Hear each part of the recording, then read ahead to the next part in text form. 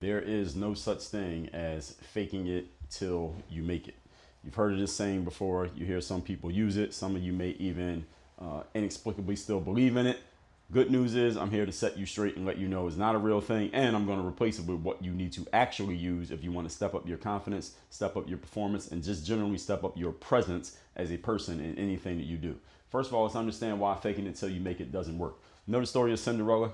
If you don't remember it, I'll make it real simple. She was basically a housemaid wearing these dirty rags and just cleaning all day. But one day she puts on a glass slipper, and all of a sudden her dirty rags turn into a beautiful ball gown, and she is the most beautiful woman in town. And she is warned, when the clock strikes 12, the effects of the glass slipper are going to wear off, and your beautiful ball gown is going to turn back into rags. That's what happens when you're faking it until you make it. You're like Cinderella. Eventually your faking strikes 12, and the faking must end, and you got to go back from being the toast of the town to being a handmaid again. You don't want to be faking it, because faking again ends. Remember, your subconscious mind takes everything literally. So if you tell yourself that you're faking it or you're pretending something, your subconscious mind understands that at some point that pretending has to end. It's watching the clock. Point number 2, instead of faking it, instead you want to become it.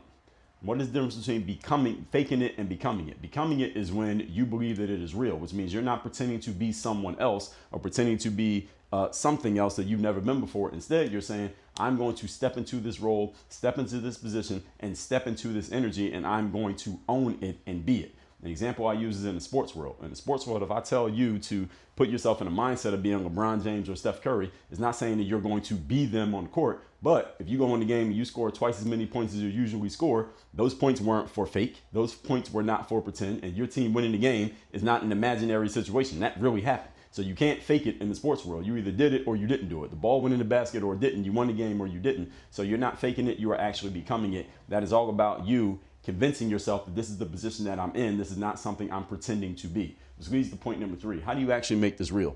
You got to convince yourself. Now, how do you convince yourself of anything? The way you convince yourself of something is not by consciously thinking about it. Like, I'm going to read this and say it to myself. And that somewhat works, but not for the reason that many people think.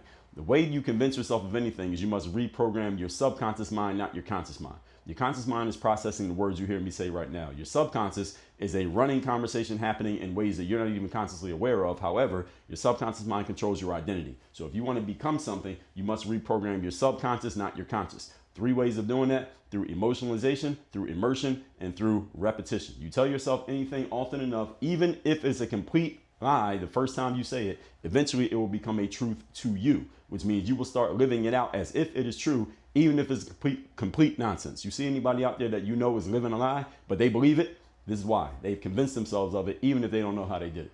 WorkOnYourGameUniversity.com.